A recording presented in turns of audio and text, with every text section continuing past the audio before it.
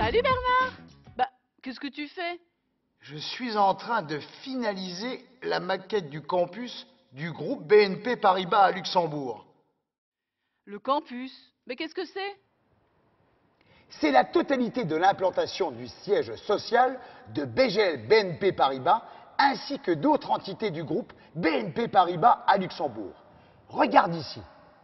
Le bâtiment Chronos, construit à partir de 1993, qui à l'époque possédait un grand jardin d'environ 5 hectares sur lequel ils ont construit 2 nouveaux bâtiments. Waouh, c'est beau, c'est moderne. Et en plus d'être beaux, ces bâtiments possèdent une triple certification environnementale à dimension européenne. C'est quoi une certification environnementale?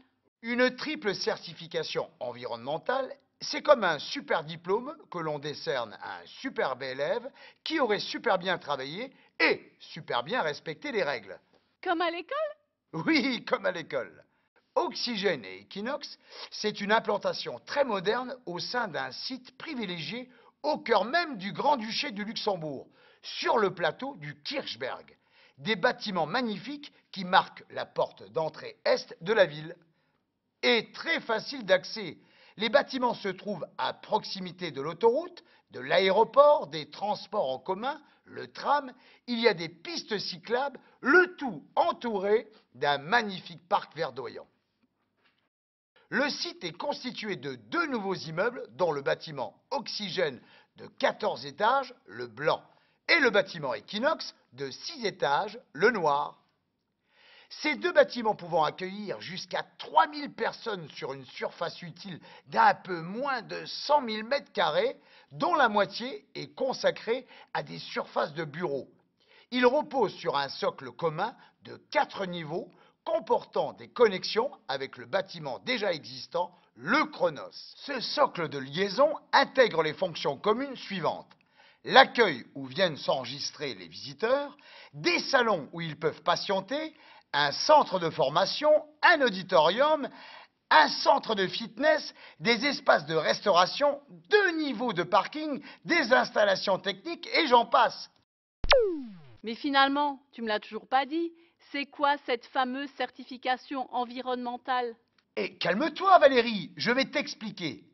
Dès sa conception, le groupe BNP Paribas à Luxembourg s'est lancé le défi de construire des bâtiments d'exception, bâtiments qui respectent des normes strictes en matière de consommation d'énergie, de respect de l'environnement, de la santé et du bien-être de ses occupants.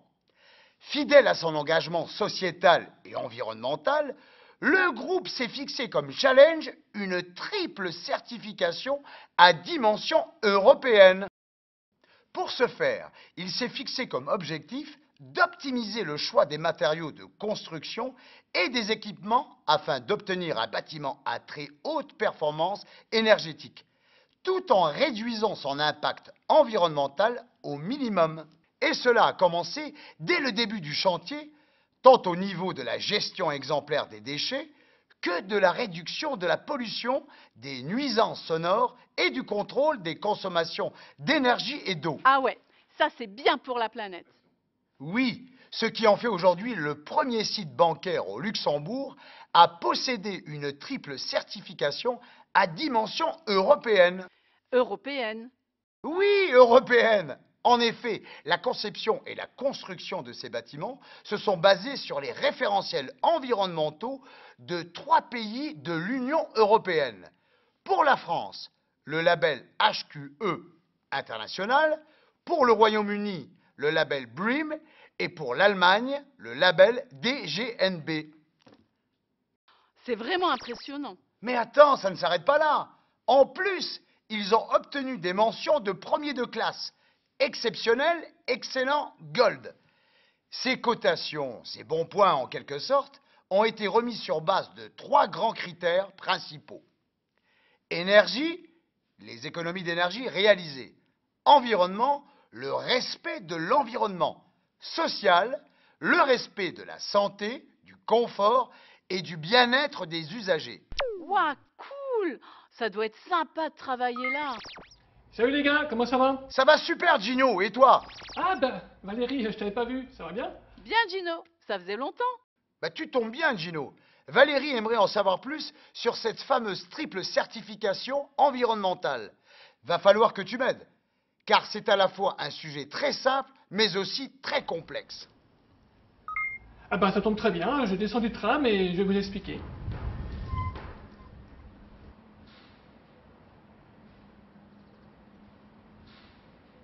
On commence par quoi, Bernard? On pourrait commencer par l'utilisation rationnelle de l'énergie. L'utilisation rationnelle de l'énergie consiste à se poser la question comment consommer moins tout en gardant le même confort. Alors Bernard, pour faire des économies d'énergie, il faut une bonne isolation. Et là, ça tombe bien, je suis devant la façade. Une bonne isolation permet d'avoir une température idéale toute l'année. C'est-à-dire qu'en hiver, on garde la chaleur et en été, on garde le froid. Et tout ça avec une consommation d'énergie minimale. Pour cela, le bâtiment dispose d'une façade recouverte de plusieurs couches d'isolant. Une super peau, quoi. Suivez-moi.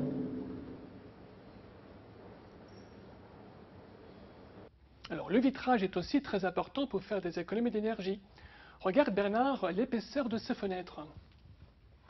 Eh bien, c'est normal. C'est le triple vitrage. 1, 2 et 3 couches. Alors, l'avantage du triple vitrage, c'est qu'il joue le rôle d'isolant. Il ne laisse passer ni le chaud, ni le froid, et en plus, on n'entend rien. Ben non, on n'entend rien. Le triple vitrage joue une fonction acoustique, c'est-à-dire qu'il isole le bâtiment des bruits extérieurs, et c'est indispensable pour bien travailler. Et, regardez, ici il y a une quatrième couche. Tu vois cette quatrième paroi? Eh bien au milieu, il y a un store. Et tu sais à quoi sert cette quatrième paroi? Eh bien justement, c'est pour le protéger contre les rafales de vent qui pourraient le tordre ou le faire s'envoler. C'est malin, non? Et ici, c'est pas les stores qui manquent. Le bâtiment est entièrement équipé de stores vénitiens. Ce sont des stores à lamelles orientables. Et ils servent à quoi ces stores? À bronzer? Ben non, Valérie. Bien au contraire. Ça sert entre autres à se protéger des rayons du soleil. En fait, ces stores ont 3 fonctions principales. Premièrement, en été, ils se ferment partiellement ou totalement pour éviter qu'il fasse trop chaud à l'intérieur de la pièce. Et donc, c'est une bonne chose, comme ça la climatisation doit moins fonctionner, on consomme moins d'électricité. Deuxièmement, ils servent aussi à éviter que les occupants des lieux ne soient pas trop éblouis par la luminosité extérieure. Donc, ça contribue à un meilleur confort visuel.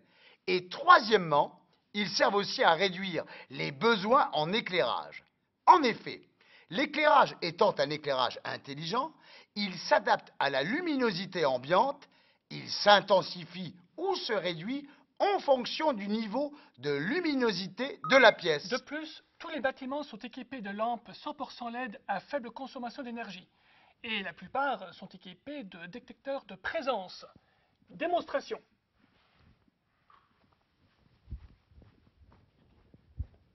Eh oh Gino, mais qu'est-ce que tu fais? Arrête tes bêtises, reviens. Maintenant c'est du sérieux. On va parler des machines à haut C'est rendement. quoi ça? Machine à haut rendement? Une machine à haut rendement, c'est une machine qui donne le maximum de résultats avec le minimum de moyens. J'ai pas tout compris. Laisse-moi te donner un exemple très simple. Tu as une voiture, Valérie. Ben, avec ta voiture normale, tu mets 3 litres dans le réservoir, tu vas pouvoir faire 40 km. Par contre, avec une voiture performante, avec 3 litres, elle pourra parcourir jusqu'à 100 km. On dit alors que cette voiture est plus performante, qu'elle a un haut rendement. Ah ok, j'ai compris. Elle est plus efficace parce qu'elle va plus loin tout en consommant moins. Oui, juste. Eh bien, dans ces bâtiments, la plupart des machines sont à haut rendement, ce qui permet de faire de belles économies. Et dans la famille des économies, nous avons aussi la climatisation. Attention Gino, ne tombe Non, pas. t'inquiète Bernard, je suis Superman. Alors, je rigole. T'as vu comme c'est haut? Et c'est beau, hein?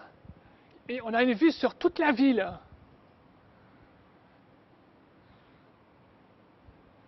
Allez, suis-moi. Et là, devant moi, qu'est-ce que nous avons? Nous avons d'énormes machines.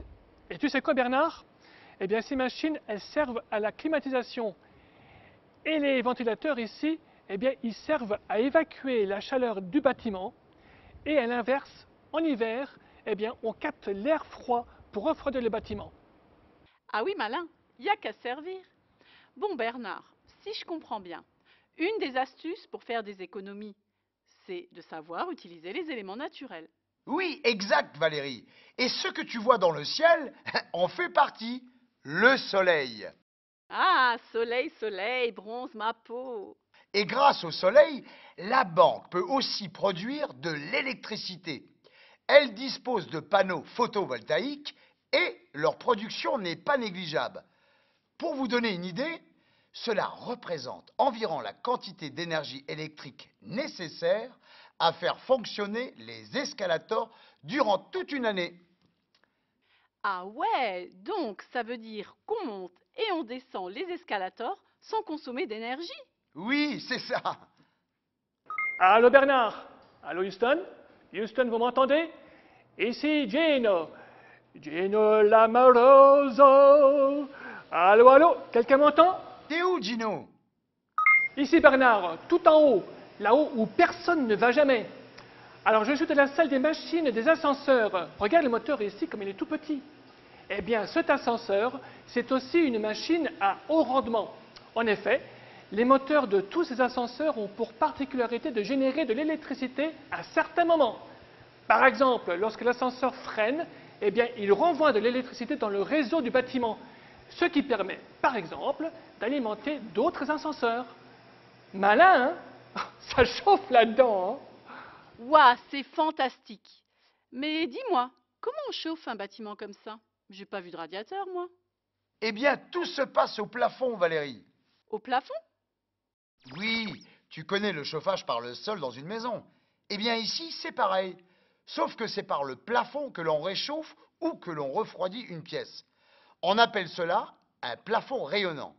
C'est de l'eau chaude ou froide qui circule dans les serpentins et qui régule la température ambiante. Lorsque l'on veut réchauffer une pièce, on envoie de l'eau chaude. Et à l'inverse, lorsque l'on veut la rafraîchir, on y envoie de l'eau froide. Vas-y Gino, montre-lui avec ton fameux appareil. Alors, petite démonstration avec ma caméra thermique, vous allez voir, c'est fabuleux. Tu vois, c'est facile. Cet appareil détecte les différences de température. Les serpentins rouges, orange, c'est pour l'eau chaude, et les serpentins bleus, c'est pour l'eau froide. Facile, non? Et pour avoir de l'eau chaude, la banque a une astuce. Elle a privilégié le côté écologique en utilisant le réseau de chauffage urbain de la ville. Chauffage urbain. Oui, un chauffage urbain, c'est un véritable chauffage central à l'échelle d'une ville ou d'un quartier qui alimente les immeubles via un réseau de canalisation situé sous la voirie. Dans notre cas, l'eau de chauffage provient d'une centrale dite multi-énergie située à quelques centaines de mètres d'ici. Multi-énergie. Oui, la chaleur est produite par une installation appartenant à la ville de Luxembourg fonctionnant au gaz naturel. Cette chaleur est transmise aux bâtiments proches se trouvant dans son périmètre. De plus, cette centrale, par la même occasion, produit également de l'électricité, d'où multi-énergie. Eh ben dis donc, ça doit pas être facile de gérer un bâtiment comme ça. Mais non Valérie, t'inquiète, les ingénieurs ont tout prévu. Ils ont leur quartier général, leur tour de contrôle. Et c'est là que tout se passe. Regarde, c'est ici, derrière ces écrans, que les techniciens peuvent visualiser tout l'ensemble du bâtiment, en long, en large et en travers. Ils peuvent tout gérer d'un simple clic. Ouah, trop bien! Une PlayStation pour faire fonctionner le bâtiment. Conclusion énergie. Donc, pour résumer, le but de toutes ces installations est de consommer le minimum d'énergie pour un maximum de rendement. Et cela passe par des machines et bâtiments performants et une maîtrise de ses consommations. Allez, assez parlé d'énergie, parlons maintenant d'environnement. Mais l'environnement, c'est quoi? Eh bien, l'environnement regroupe plusieurs choses, mais c'est principalement le fait de respecter la nature et d'optimiser ses ressources sans les gaspiller. En bref, c'est respecter notre lieu de vie, notre planète. Justement, Gino est sur le toit et va nous expliquer tout cela. Eh oui, comme vous voyez, je suis sur le toit, il y a beaucoup de vent, mais regardez comme c'est beau. Tout est vert, tout autour de moi ici. 55% de la surface du site a été végétalisée. Il y a de la végétation partout, sur les toits, sur les terrasses, sur les balcons. Et toute cette végétation a été plantée dans le respect de la biodiversité et le respect des espèces locales. On y retrouve même des insectes, des abeilles, on pourrait même bientôt y installer des ruches. Et ce qui est bien, c'est qu'en plus, ces toitures végétales ont un effet thermorégulateur. Ça veut dire qu'elles font office d'isolant. De plus, toute cette végétation n'a pas besoin d'être arrosée, puisque c'est l'eau de pluie qui s'en charge. Ça pousse tout seul. Et l'eau de pluie, c'est pas ça qui manque chez nous. Alors on la récupère, on la stocke, on l'utilise pour alimenter les chasses des toilettes, arroser les magnifiques espaces verts du site. Ah, encore quelque chose de gratuit qui nous est offert par la nature. C'est bien, il faut en profiter. L'eau de pluie récupérée, additionnée à l'eau résiduelle des équipements techniques, couvre environ un quart du besoin total en eau du site. Et grâce à l'installation d'équipements sanitaires économes, tels que les robinets à débit limité et à détection infrarouge, on ne fait pas de gaspillage, donc moins de déchets. Et en parlant de déchets, comment ça se passe? Il y a deux sortes de déchets à éliminer, les déchets secs et les déchets organiques. Les déchets secs tels que les plastiques, emballages, boîtes, passent par le tri sélectif. Quant aux déchets organiques, comme les déchets alimentaires, ils sont récoltés, broyés, puis liquéfiés et vont ensuite dans une cuve. Un camion-citerne passe régulièrement pomper ce liquide qui est acheminé vers une station de production de biogaz local ici au Luxembourg. Conclusion environnementale. En résumé, la volonté de la banque, c'est de respecter la biodiversité locale et l'écologie pour une qualité environnementale soignée. Du point de vue social, savez-vous que le groupe BNP Paribas est très soucieux du bien-être de la santé de ses employés? Et pour cela, il a mis un tas de choses en place. Comme quoi, par exemple? Ils ont mis un tas de choses en œuvre pour apporter un confort maximum aux occupants comme, par exemple, adapter les conditions d'éclairage par zone, adapter les sièges et un effort particulier a été apporté au niveau de l'acoustique. Les moquettes, les trous dans les plafonds, les perforations dans les meubles de bureau, l'isolation des parois, tout cela sert pour étouffer, atténuer les bruits. Des cabines acoustiques sont à disposition des occupants afin de pouvoir s'isoler et discuter en toute intimité sans déranger les autres. Ils ont même poussé le détail très loin jusqu'à utiliser des peintures pour les murs et les meubles qui sont non toxiques et non polluantes. 650 places de parking sont mises à disposition des employés, dont 70 bornes de chargement électrique pour ceux qui possèdent une voiture électrique, des emplacements pour les motos et les vélos. Les personnes qui viennent à vélo peuvent prendre une douche dans de somptueux vestiaires dignes des vestiaires de Roland-Garros.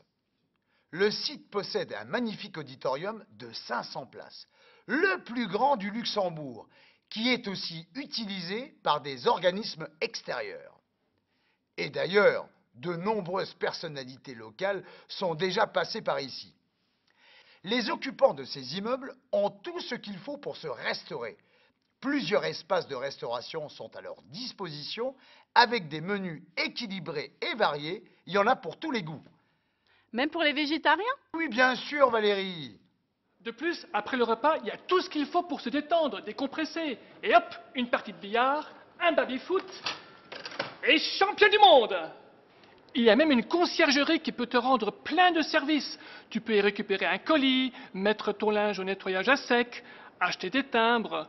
Pour les plus sportifs, une salle de fitness où tu peux même faire du yoga, une crèche pour faire garder ses enfants. Bref, tout ce qu'il faut pour se sentir bien. Bah, elle est où, Valérie? Bah, elle est partie profiter de la salle de fitness, elle se change et elle arrive. Eh ben, vous êtes là, les garçons. Bah On oui. boit un coup? Bah oui, Allez, sacrée journée. qu'est-ce qu'on est bien quand même, hein. C'est vrai.